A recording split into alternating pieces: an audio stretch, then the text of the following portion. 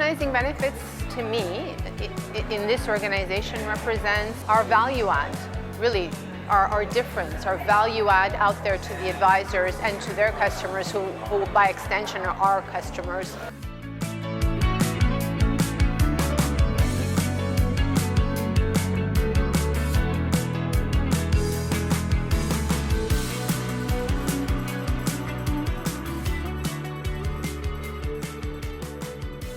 The topic today is real people, real issues, humanizing benefits. You'll notice that there is also a pretty strong linkage in everything that we're talking about with mental health as well. Although this is not a mental health symposium, but it goes to show how so many things are either a result of less than a complete sense of well-being, or speak to and inform that sense of lack of mental health and mental well-being. So today, now we're going to be moving over to obesity, which I'm sure there's a linkage on, and we're going to try and have a conversation with everyone here as well. We'll get there. So obesity is not just about weight. It's a complex chronic disease that requires a complete shift in mindset, treatment, and policy. This panel today is going to explore the true scope and impact of obesity, challenge persistent myths and stigma, and introduce process-based approaches to care. We'll also examine international models of success and discuss how benefit plans can be reimagined to support long-term holistic obesity management, ultimately improving health outcomes, workplace productivity, and quality of life. So we've got an hour. At the end of this, everyone's going to be completely bored and maybe there'll be no one left. Or I believe, because we've had this conversation already, everyone's going to be totally charged up and really enjoy themselves. So instead of me running through everybody's bio, I'm going to start from left to right on my screen with Jean-Marc. If you could just please introduce yourself. Well, again, firstly, David, thanks so much for inviting us. And this is a topic that's really, it's important for me in my heart. I'm a psychologist. I'm the director of training services at Sci Vitality. It's a clinic that operates across several provinces in Canada, and we focus on evidence-based psychotherapy. So CBT, cognitive behavior therapy, motivational interviewing, and behavioral interventions. And we help people with mental health issues, but as well, and more importantly for today, we help people manage chronic diseases, chronic conditions, such as obesity. So thanks for having me. Thank you, Jean-Marc. Neda, you're next up. Sure. Hi, everyone. Thank you for inviting me here. I'm very happy to be here.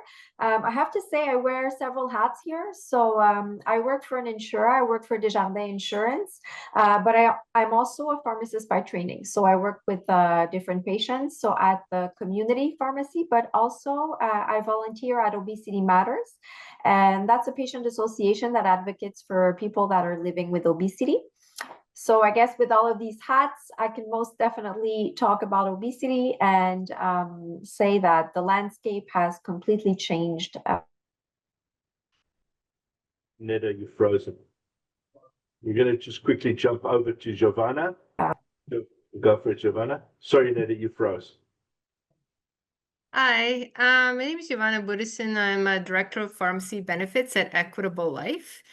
I am also a pharmacist. Equitable Life is a smaller insurer. I manage a lot of clinical drug evaluations, and I'm also a pharmacist of 25 years. I worked most of my career in public settings, 15 years in hospital, and I also 10 in insurance. I worked in public insurance more than in private insurance. So I bring a little bit of a different experience to the table. And hopefully Nada can tell us more. Beautiful. Thank you. So let's get straight into it, guys. We had a terrific panel conversation just as a trial a month, 6 weeks ago, maybe now. But just to start off with where we are where things went, was the cost of obesity in Canada. Does anyone, Neda, I'm not sure if you want to start out with it, or if anyone else has got a comment specifically on the cost of obesity in Canada, the cost of inaction specifically with regard to it. Go for it. I can definitely start off on that. Sorry about my frozen screen. I'm back now. I don't know what you heard or not. But but I hope Okay. I don't freeze again. So yeah, sorry about that. I wanted to tell you about the cost of inaction of obesity. So there's a paper that came out, I'd say earlier this year, showing that the total economic burden for obesity was actually estimated at $28 billion. So that included the direct healthcare costs, of course. There's about $6 billion annually that's driven by increased hospitalizations, physician visits, medication use, but there's also the productivity losses. And those are related more to absenteeism, presenteeism, but also to premature death. So these might speak a little bit more to employers and advisors, because, well, you know, it's your employees that we're talking about. Some of them are sick. Some of them have to live with this long-term chronic disease, and there's a definite cost on that. And the cost is not only financial, but it can also be related to what they're living. So to mental health, to cite David, what David said earlier. So there's a lot of individuals that are going to face weight bias and stigma. And to this date, there's only Alberta that's recognized obesity as a chronic disease, although it has been recognized as a chronic disease in the Canadian guidelines. So there's a huge need for drugs, but also for other types of services, because we want a holistic approach. But right now, there's less than 20% of Canadians that actually have private drug plan with access to obesity medication. So hopefully we'll be able to change that after today. Comments are really well appreciated. I think that our conversation previously also was, oftentimes I think what happens with our industry is whatever the flavor of the day is, becomes the subject and governs the subject, and that's the whole focus ends up being there. And so Neda's just mentioned drugs, but drugs are not necessarily the whole thing. I had mentioned when we were talking before, so I'm kind of wearing a couple of hats in this meeting, in this session today. I'm on one hand, I'm kind of moderating the conversation. On the other hand, I'm an advisor as well in some capacity, supporting advisors with benefit plans, but I'm also an employee and a person. So I struggle with weight loss and swings in weight. Clearly, I would be measured or defined as being obese. However, people who know me might say, well, that's not a true statement, right? So obesity, I guess, on one level, before we actually get to the next part of my challenge with it, or aspect of my challenge with it, but obesity, I guess, the definition of obesity is maybe somewhat elastic, meaning, so does anyone have any comment on that? I mean, Giovanna, maybe you've got a comment on how to define obesity, or Jean-Marc? So yeah, I can comment on that. Generally speaking, and unfortunately, the definition of obesity is mostly based on your BMI, so your body mass index, right? So whoever is above BMI of 30, so that's kind of your benchmark, is considered to have obesity. But there's different grades of obesity. So you have between 30 and 35 BMI, 35 and 40, and then greater than 40, which is basically if you're 35 to 40, you're grade 2. And then if you're 40 plus, you're grade 3 obesity. So sort of as your body weight and mass index goes up, so does your sort of risk of comorbidities, right? Now, there is a move out there to stop defining obesity as BMI, because it has a lot of issues.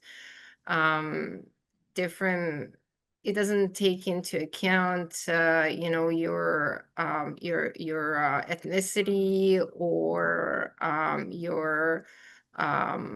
your fat volume, etc. So there is, using waist circumference is also a way to define. So if you're over 40 inches, that's considered to be obesity.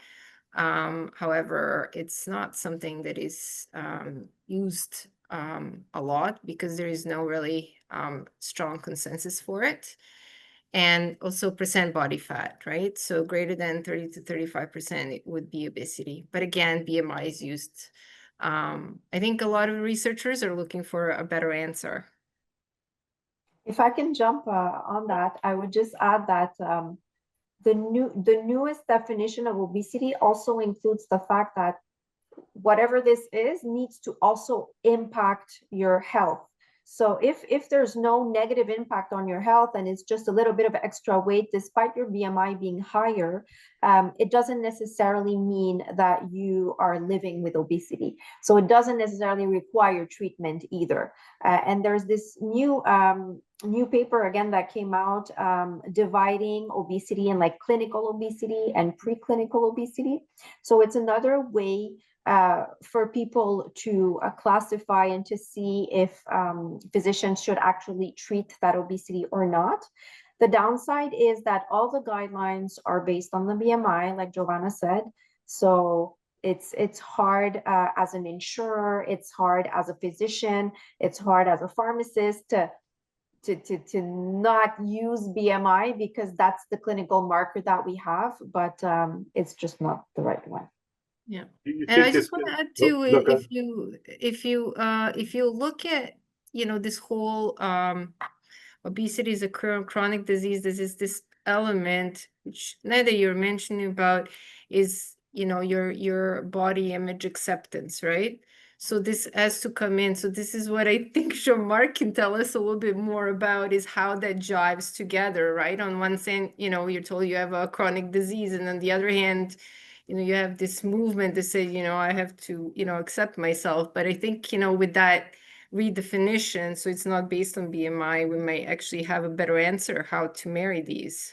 Absolutely, and it's very confusing to people, right? Where there's a movement saying, well, accept your body, no matter how much you weigh, be happy with yourself, which is a wonderful message because there's so much stigma, so much shame involved with people who have weight issues, who have obesity issues, no matter how you define it.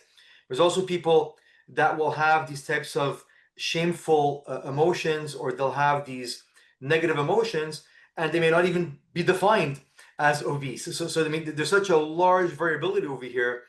But one thing's for sure, and Nida, I like how you're saying it, that the new definition of no matter what your weight is, if there are medical consequences to that weight. So if you start getting, you know, the high cholesterol, the metabolic syndrome, as some people call it, you know, the cholesterol, the blood sugar levels, the blood pressure, and then you start getting to the risk factors for, you know, the slew of different diseases.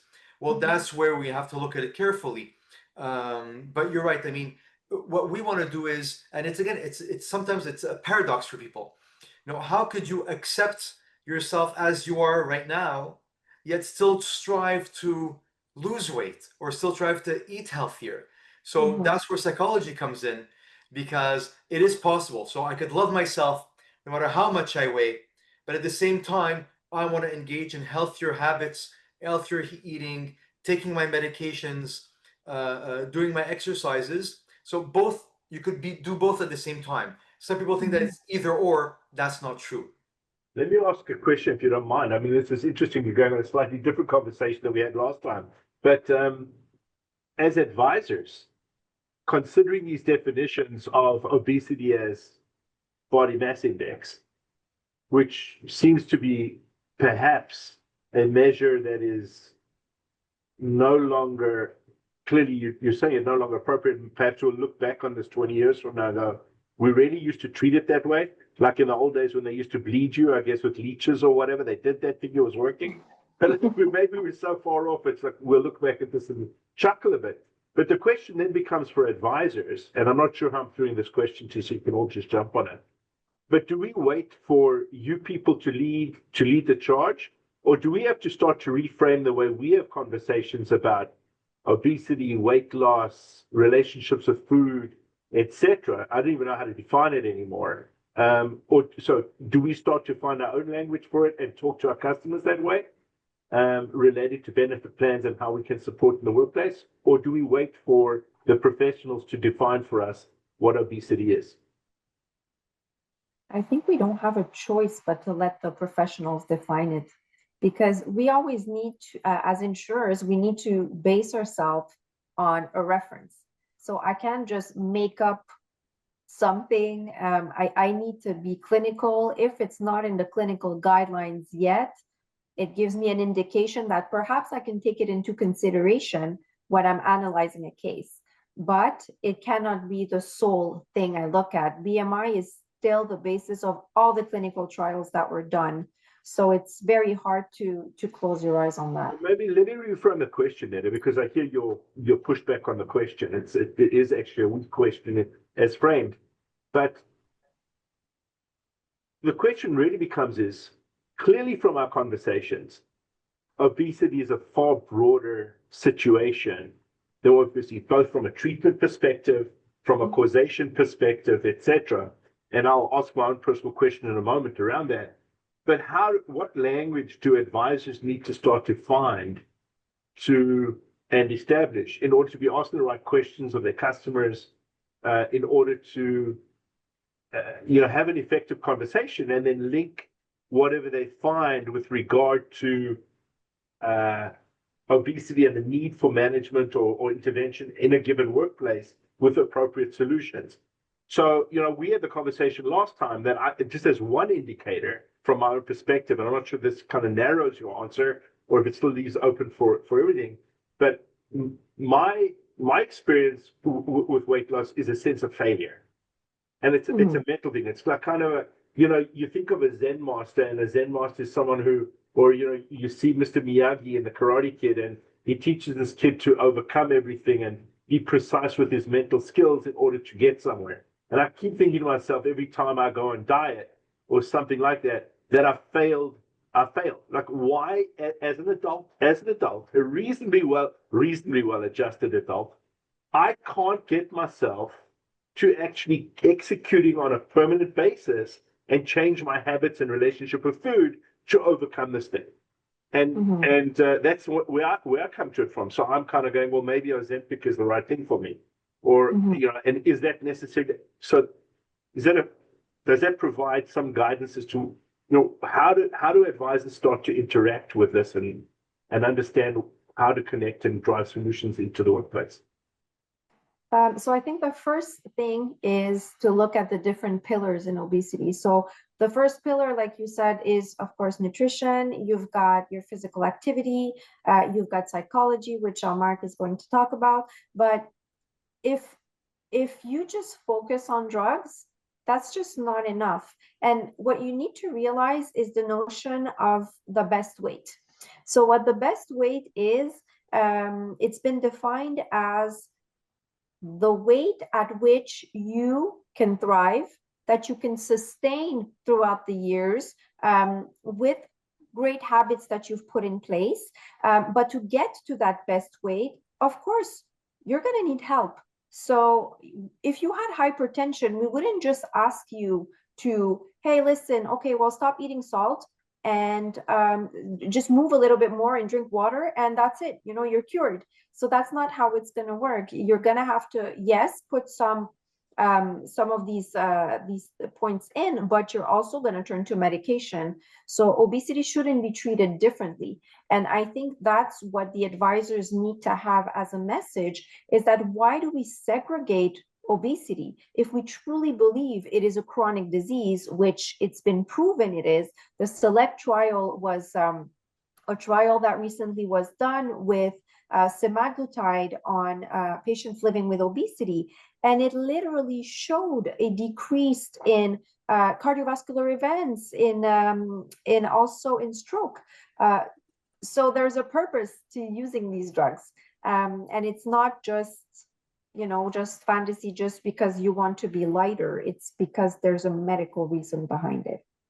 Part of it as well coming to, sorry, Jean-Marc, and that is all yours, but is it part of this just coming to terms with, is it that some of us actually chase a goal weight because of a body image issue, as opposed to chasing a goal weight just to feel healthy? I mean, it seems like an obvious question. But Jean-Marc, maybe you want to speak to this. I mean, absolutely. First, there's two things. There's two important themes that you're bringing up, David, Neda, and Giovanna. And the first one was like, do we have to wait before tackling this issue? Well, there's a tsunami of mental health disaster going on with obesity. as Neda mentioned, the over $20 billion worth of losses just because of productivity losses, absenteeism, presenteeism issues, the devastation in health issues, physical health, mental health. So I don't think anyone has to wait for anything, because we have treatments right now. We have the pharmacological treatments now, which are spectacular. What a great breakthroughs that have been happening in the last few years in the pharmacological front. We have spectacular interventions on the psychological front as well. I mean, psychology, by the way, is not just about, come to us if you have anxiety or depression. There's something called behavioral health, where we teach you how to engage in healthy living, because it's hard. And David, because then saying that it's hard, and then David, when you said, and then you feel like a failure, because you think that it's just, if you had enough willpower, that you'd be able to make those changes, and that's so untrue. This is, as we've seen, semaglutide, those medications, they work on the brain. They don't work on the stomach, right? It's receptors and there's neurotransmitters in the brain that are being affected. So this notion of I'm a failure if I'm not at my ideal body weight is so linked with these old ways of seeing things, and technology marches on. I mean, maybe this was true, as we mentioned, when we're leeching people and I don't know, you're doing those other, treatments that back then were, this is the high tech of technology and medical technology. Now we have high tech medical technology for pharmacology, what we're talking about today. Also for psychology. In particular, we have laser focused treatments or interventions for that notion of feelings of failure. And by the way, when we look across many, many studies, one of the best predictors of successful weight management is your ability to handle setbacks. Because, and then when you think, well, such common sense, right?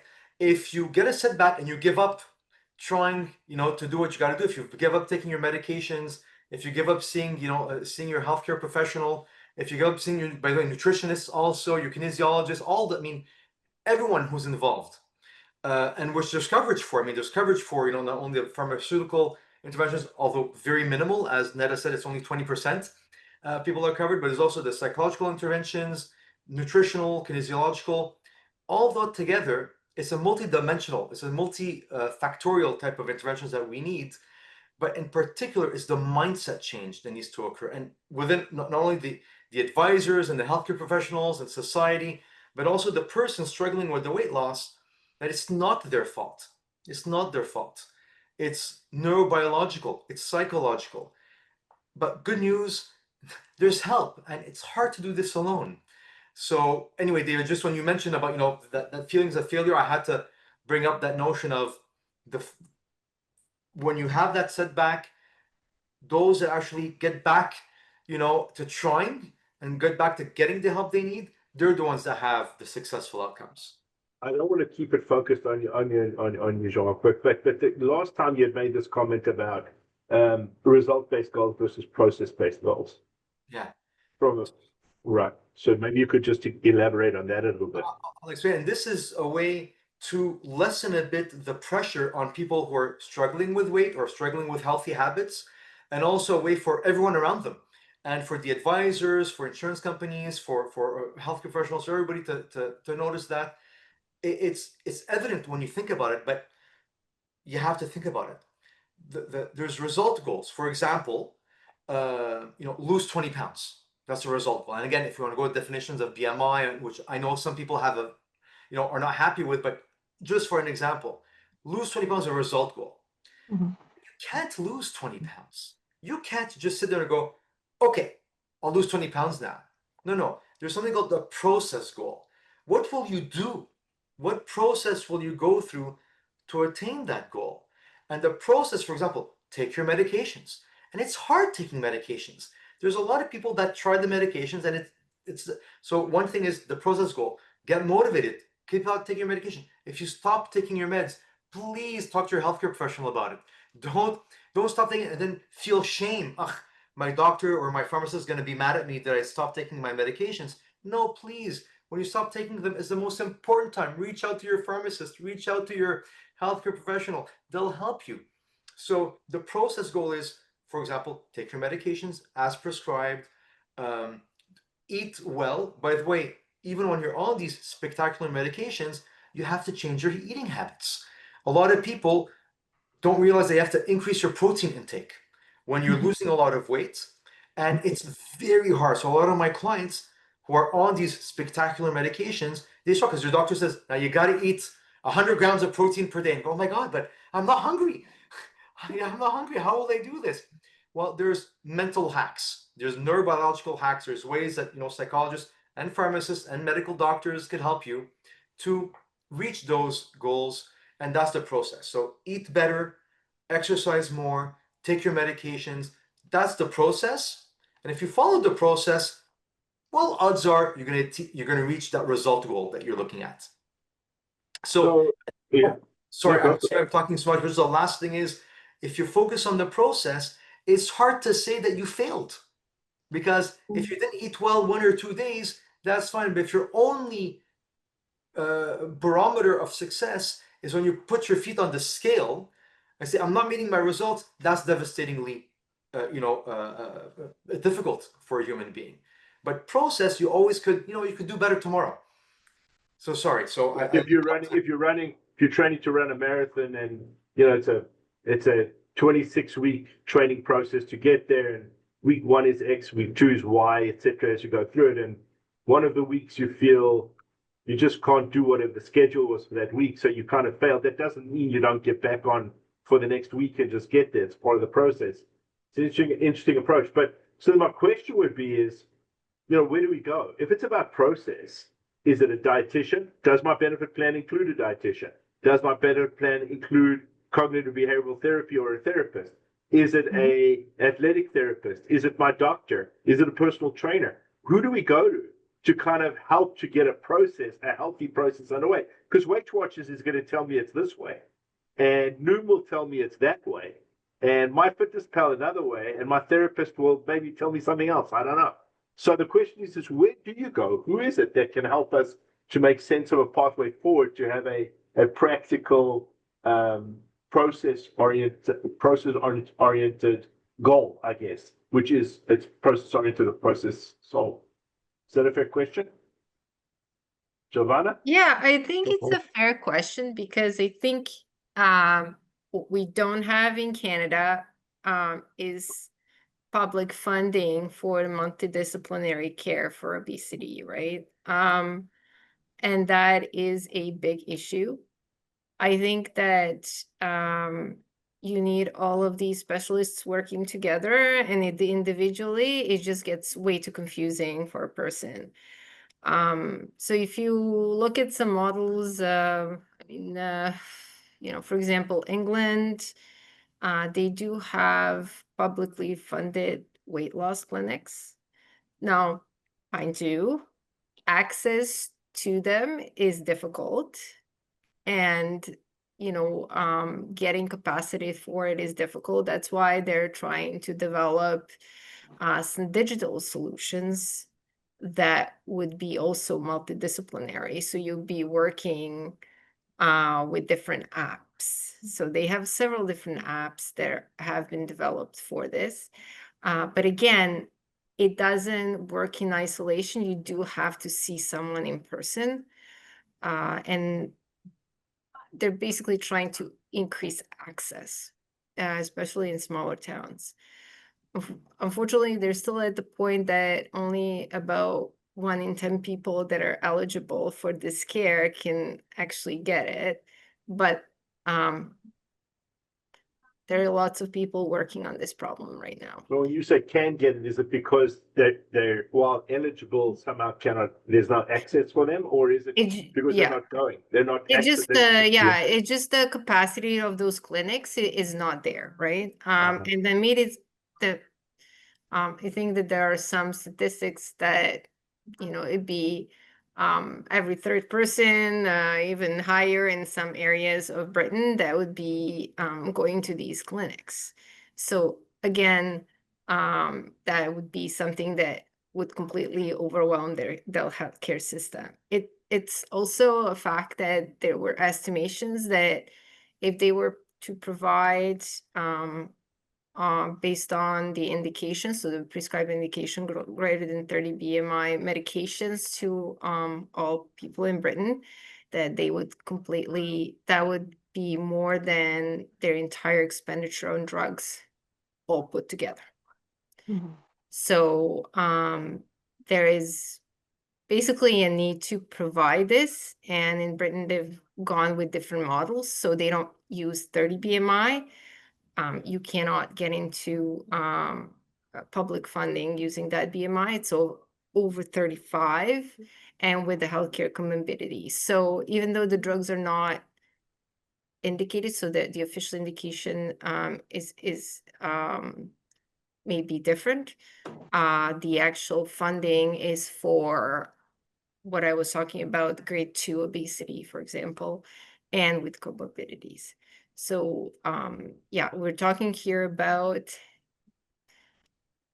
real world sort of evidence, which is, we have clinical trials, we have select trial, we have step trials that are great, but we need to figure out how this is going to work in real life. Neda, from a perspective of the costings that you mentioned, we've got the 28 billion. So could you identify some of the kind of, I don't know, dependent conditions that obesity drive that are, so that are, what are those? What are those, and where are the expenses? How they're allocated? Yeah. So I think what you mean is the different diseases that could be related to obesity. Yeah. So yes, there's the classical metabolic syndrome, like Jean-Marc mentioned, which is diabetes, hypertension, perhaps MASH, or liver steatosis, which is very popular right now, and we hear a lot about it. So there's that, but there's also higher rates of depression. There's also anxiety, and a lot of it can be related to low self-esteem. And just imagine that, obviously, all of these people having those mental health issues, it can be greatly related to presenteeism, to absenteeism. But not only that, but there's also different cancers that can be related to obesity. There's actually 13 different types of cancers. And those are related to either insulin secretion or glucagon or estrogen secretions, because, like I said, obesity is so multifactorial. It touches a lot of different parts of the body. So all these imbalances can target different parts of your body. Like it can cause colorectal cancer, kidney cancer, endometrial, ovarian, pancreatic even. So at the end of the day, treating obesity today might prevent these patients from getting these diseases, helping them, of course, but also helping the employer at the end of the day, because replacing an employee, we know it's very hard and it's very costly. So it's always best to keep them at work and to keep them healthy. So I think that's one of the purposes that we have those group benefits. So, well, that's to really localize it right to benefit. So the question that I once heard put out there was, from a philosophical perspective, if an employer's got $1 to spend on benefits, they've got to make value decisions with regard to that spend, and likely are going to be making those decisions based on their own selfish needs from a business operating perspective. So one of the things I once heard someone say is, well, obesity is they tossed a question, they didn't make a statement. Is obesity actually something that employers, within terms of what their incentives are and their needs are, should they be allocating a good portion of that dollar towards obesity? Because after all, the conditions that obesity drives generally manifest later in life when people aren't working anymore. So why would I spend the dollar while during your working life when I'm not going to reap the benefits? But from the rundown that you just gave us of conditions, it would seem to me that in fact there is a correlation between obesity in the workplace and direct impact on cost, not just to absenteeism, but actual medical costs, which translate into benefit costs, claims experience, etc. do you have evidence? Is there any specific information you could share in that regard, or? So specific information, we have looked in our own book of business and have seen a correlation. And we haven't done the study specifically for drugs for obesity, but we do know that drugs for diabetes, so all the GLP-1 agonists, also had that impact to lower the BMI and to have patients become healthier. So we do see a decrease in other medication use. You don't necessarily have to wait until someone is retired to see cancer. We do see all the stats nowadays. Cancer tends to come much, much earlier, and it's actually a big topic right now because it's in the workplace. So I think it's important for us to target that. And again, like you're talking about, should an employer put their dollar there?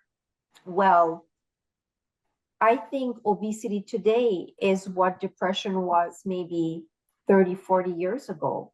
Well, not even 30 years ago, I'd say, because back then we would be like, well, you know, why would we pay for mental health issues?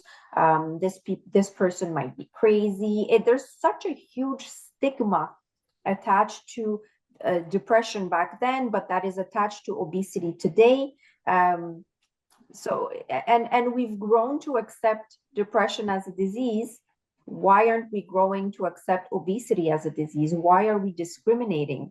Because at the end of the day, and this eventually will make its way into the law, because how do we discriminate patients that are living with obesity against patients that have cancer or that cost much, much more, or patients that have migraines that will cost just as much as obesity?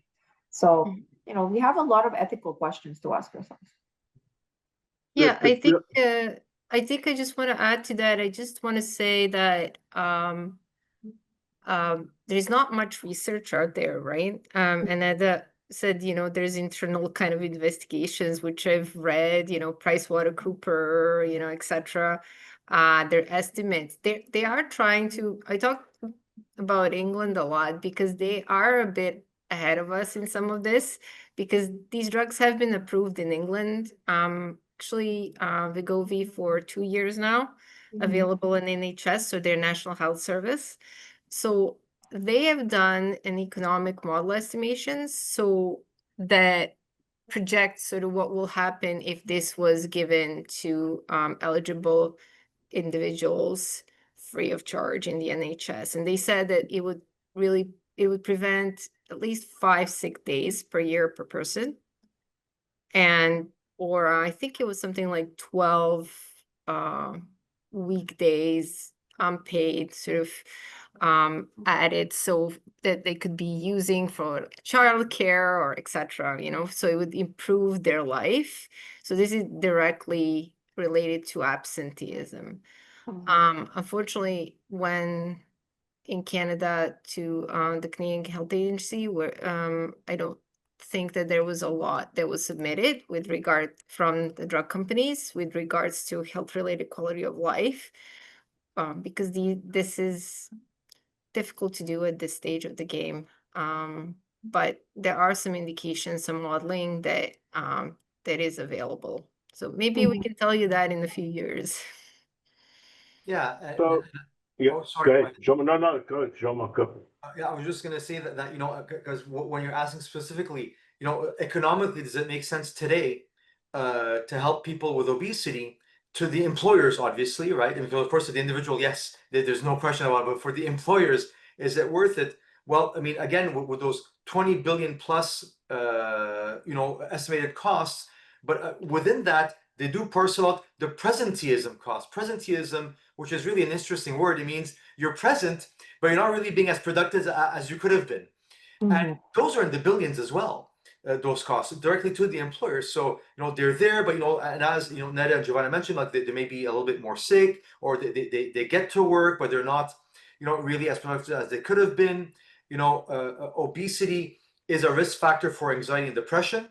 So if you have more anxiety, more depression, just you're less productive. So there is very big value. I mean, in terms, of course, there's a compassionate value and the helping your employee value in you know, covering these, but there's also a financial value in helping individuals with obesity. So I think the answer financially is a definite yes. So I just wanted to underline that presenteeism part of it. It's a great segue into a section on constructing benefit plans. So, I mean, Neda, I'm going to throw this one at you, but Giovanna, since for both of you being inside carriers, probably both appropriate.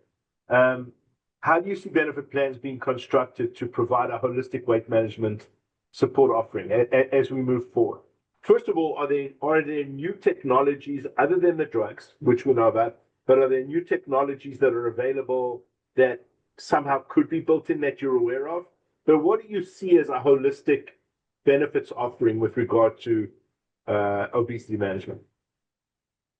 Yeah, I can go. Basically, there are tons of technological tools that have come to market. Of course, we know the classical Apple Watch and Fitbit and all of these things, but there's also virtual clinics. So for employees, it's much easier to go to a virtual clinic than to actually go make their way to a physical clinic. So you've got Constant Health, that's actually a virtual clinic based out of Ottawa, but they're available across Canada. So that's a great place to start. There's also online activities with physiotherapists that serve as coaches. So again, these are two things that can be reimbursed by private insurance. So it's definitely something to look into. Something else would be kinesiology coverage. A lot of people don't necessarily have kinesiology coverage under their plans, and perhaps it's not I know kinesiology is not a term that's used across Canada, so it also includes like sport therapists. And these, one of the tricks that my company has used to have more people at that is to actually embed it in the physiotherapy coverage. So I mean, most people have coverage for physio, so it allows employees to have more access to kinesiology. So I think when you talk about that holistic view, let's already make sure that they have access to these professionals, because they just wouldn't have access to them without having group benefits, right? Because the public system will not provide those. And then there's drugs. So I'll let Giovanna comment on the rest.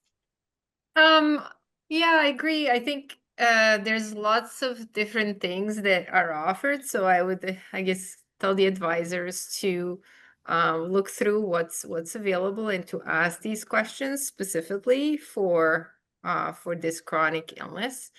There are different employee and family assistance programs that each company has. And most of them, so the insurer is supposed to be able to tell you what is it that they offer exactly in for weight loss, for example, and is it organized, is it in different apps, or is it through a specific provider, etc. So I think that's something that is a fair question, and the better it is organized and the more multidisciplinary it is and available in one spot, the better it is. Usually it leads to a better outcome. So from my perspective, then as an advisor, I would be looking at it and going, okay, make sure that there's the drug formulary, the list of drugs that are eligible conform with the employer's objectives and strategy with regard to support for obesity or weight loss management weight management in the workplace. So drug plans, paramedical practitioners, you've touched on a bunch, kinesiology for some reason, more maybe than others, and I wouldn't mind actually maybe tapping onto that. Why kinesiologists? But kinesiology, physiotherapy, I would imagine athletic therapists, perhaps, certainly dietitians. And then Jean-Marc, for sure, it's going to be mental health practitioners, and I would imagine with an emphasis on CBT, but not necessarily. I don't know, and we can comment on that. EAP as well, and then other things, perhaps through wellness accounts, encouraging the use of some of the tools like the wearables and other tools that there are and apps that are out there, which actually brings me first, before we get into a step thing, we've seen these behavioral health or these rewards and incentive programs that I know are being quite successful in other parts of the world. In Canada, we seem to be lagging in their utility, where people are kind of incentivized to set themselves goals through a year, and if they achieve them, they get actual monetary or merchandise rewards in some way or another for achieving those goals. So, Jean-Marc, from your perspective, gamification of weight loss, is that actually a workable? Is it workable, and is there, what's it acceptable? If 100 people use it, but only 5, it moves the needle for 5. Is that actually a success, or is that a failure? Well, I'll say that. Well, you mean it's been over 100 years since Pavlov first came in, and even before Pavlov realized giving people rewards is a good thing, right? So we've known. So this is we don't need to have more science on this. If you reward somebody for behavior, they're more likely to repeat that behavior. So that's a given. However, if the reward is on a result goal, we're gonna completely destroy the utility of it. And you remember, so if you say lose 20 pounds, win a car, okay, well, that's great. I want to win a car. Oh no, I didn't lose enough weight. That's it. It's my fault. I didn't have enough willpower, shame, stigma, relapse. So we have to be very careful. So again, it's how do you gamify it? If you gamify the process goals, holy moly, we're going to be on fire over here. This is really going to be great. If we gamify the result goals, we're going to be in big trouble. We'll think we're doing good, and sometimes these initiatives, our heart's in a good place, we want to do well, but it really does take some thinking about how to organize it. But guaranteed, and for my clients, by the way, when we make an action plan, rewarding yourself is part of the plan, but not reward yourself for losing weight. Reward yourself for, did you stick to your process goal for this week, right? Or for this day or for the month. So that's how you promote. But Jean-Marc, I prefer that you reward me than I reward myself. It's kind of it's like a closed loop. I prefer my external rewards. Someone else take me to a movie or to a ball game, right? But anyway, no, but I appreciate that. So the incentives or the rewards should be very much on process goals. You said that you were going to walk 5,000 steps a day. Did you do that? And if you do that, great. If you're right, it's not about whether the outcome is the thing that gets it there.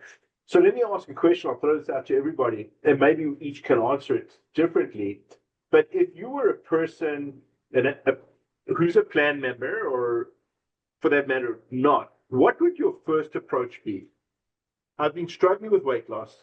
I've tried numerous ways to solve this, and typically that's been different diet programs or diets. That hasn't worked.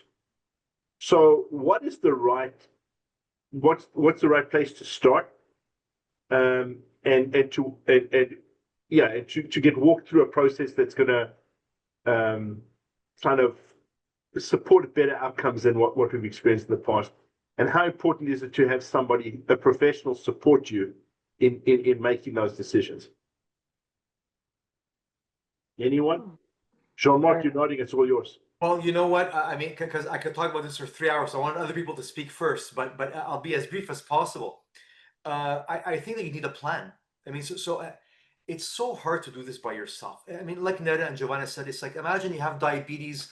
I'll just figure it out on my own. How can you figure it out on your own?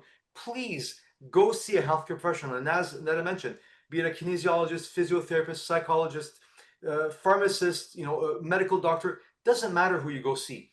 Go see somebody, get the help you need, because then you need a plan. And the plan is, if you try to change too many things at the same time, I mean, the human brain only has so much capacity to put effort to changing certain things. And if you try to change too many things, and literally if you try to change more than one thing, I mean, research out of McGill here in Montreal, that I researched how many things could you change at the same time? The answer is one. I mean, more than that, good luck. I wish you all the best, but it'll be difficult. So especially something like eating better, exercise more, take your medications. Oh my God, that's 3 different things. That's a lot. But talk to your healthcare professional, whichever one it is. see which one you'd like to start with, and then get the help. I mean, you can't do this. It's so hard. What I mean, if I had problems with my, financial health, why would I want to look up on the internet and figure it out on my own? I'll go speak to an accountant or a bookkeeper or someone who knows more than me. So that would be like my 2 cents worth on this, is speak to a healthcare professional, get a plan, and then, and I'll be a little bit biased here, and then use motivational interviewing and cognitive behavior therapy techniques to motivate yourself to stick to that plan, because that's the hard part. So many people, I mean, there was a great study, New Year's resolutions, right? And come New Year's resolution, right, on the 31st of December, right? 31st, this is a Canada-wide Ipsos Reid study. 31st of December, 71% of Canadians say, I'm gonna eat better this year. Right? That's good. No more poutine. No more cake. I'm Quebecer, right? So 70% say, I'm going to exercise more. How many gym memberships shoot up, right, on January 1st? Over 50% of Canadians say they want to lose weight, right? These are New Year's resolutions. It adds up to more than 100% because there's like people sometimes have more than one resolution, right? But then if you ask them 6 months later, so you were so pumped, you were so ready, how you doing?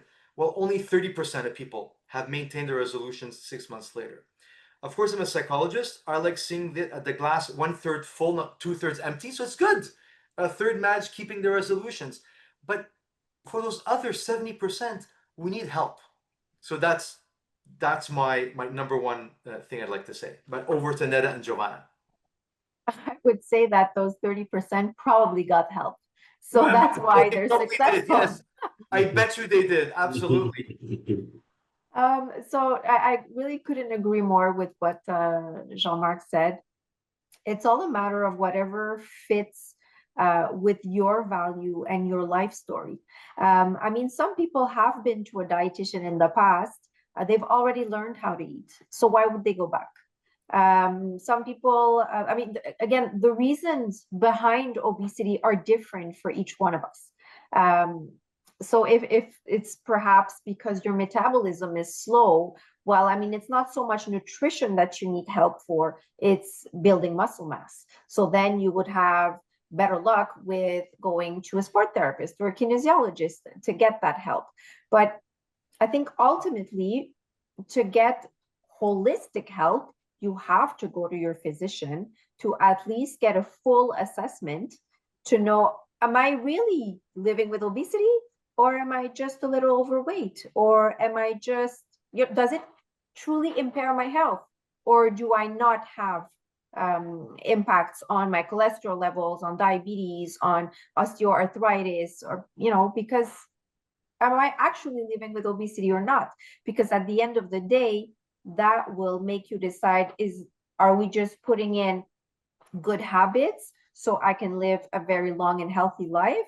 Or do we need to medicate? Because I think that's the true question that's very important for our advisors and employers. Giovanna? Yeah, I completely agree. I think in Canada, your GP, provided that you have one, is the gatekeeper still into the system. And it's worth going and having a discussion with them as a step one to see what's available specifically in your area, because I think it is important. People just don't stick to something that they don't relate to. And if there is no GP, there might be a nurse practitioner or some kind of a service they could advise you where to go. If I were to research anything, I would research the access point into the system, not what to do, but how to access help, because it really is overwhelming, as we all said. Where are you going to start? Are you going to start with muscle mass, your protein intake, drugs, at what point? And I think that definitely, because we're talking about illness and not a risk factor,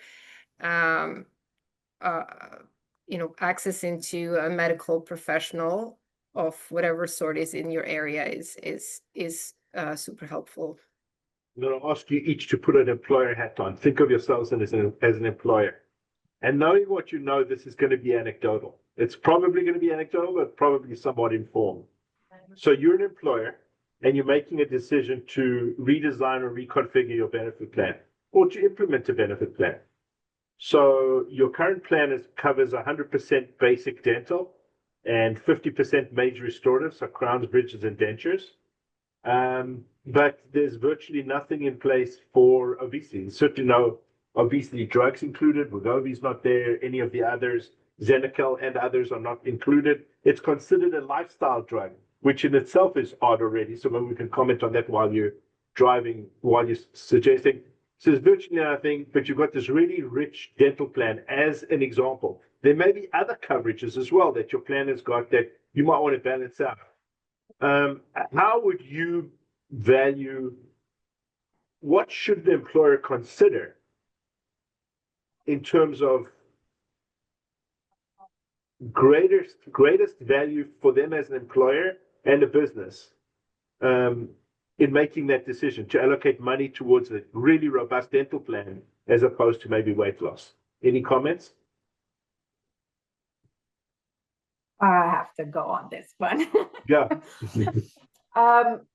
So, okay, I understand that having dentures, having a crown, having all of that, as an employer, I would think, oh, this is like a one-time thing. It's not like it's going to redo his mouth. It has a maximum. It's a one-time fee.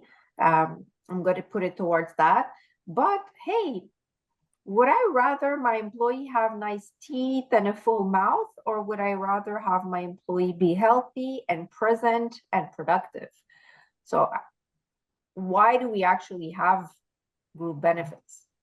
I think that's the question that an employer needs to ask themselves if we need to divide within these two.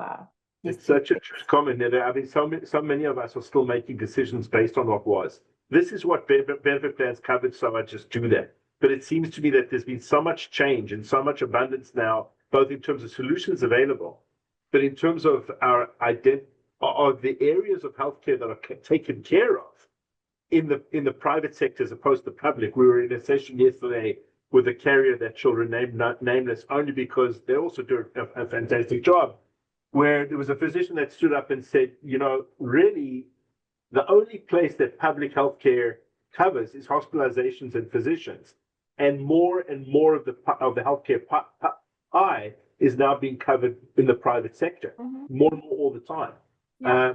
And we perceive it as being, we've got a single payer, one payer healthcare system, or a government sponsored nationalized healthcare system. We just don't have that. It's a fallacy. It's buried over the fact that there's a very small section, albeit a costly section, that's actually covered. So perhaps it's that, and yet we're still making decisions because the employees want to know, is my dental care covered? But they're not thinking actually in terms of healthcare and real need from a risk perspective. So it is interesting as to how people are making decisions, and maybe we as advisors need to change the paradigm on that. We're going to be shutting down, so I'm going to close it off. I thought maybe we'd get a comment from Jean-Marc and Jovan on that one as well. I do want to say this quickly before we drop off and get to the next session. Is first of all, thank you to all of you for participating. I think this is a fascinating conversation. You all bring it as well in a really, really communicative way with terrific information. I think it behooves advisors to understand that we need to do a better job as well. We're a pivot point in all of this stuff. It's not only about the professionals that provide the care, it's us as navigators helping employers define how to make these decisions as to what are the right kinds of things to put into their benefit plan. For their purposes, this is not a parental decision that we come in as advisors and say, this is what you need to do. We need to go through an appropriate discovery. We at IDC Win Workplace Solutions have actually spent a lot of time building discovery documents that can help you in interviewing your customers, both at a general underwriting, from a general underwriting perspective, when you want to write a group benefit plan, all the way down to specifics of healthcare, be it women's healthcare, asking the right questions, obesity in the workplace, asking the right questions, determining how important of a need it is in this given employer's demographic, and then being able to match that with the right solutions for them, and therefore bringing your value to another level, not just fighting about who's got the lowest rates on the spreadsheet and the fanciest whatever, blah, blah, blah, but actually producing an effective benefit strategy that speaks to the business imperatives of this given employer. Now you're starting to talk like a professional business advisor as opposed to a group insurance salesperson. So please reach out to your BDEs. If you're an advisor, reach out to your BDEs and ask for the support if you need it from us. We're happy to help with that. Again, to this panel, you guys were outstanding. Thank you so much, and enjoy the rest of your day. Thanks. Thank you for having us. Much, David. Thank you. Thanks, Giovanna. Thanks, Neda. And thanks, everybody, for listening. Bye.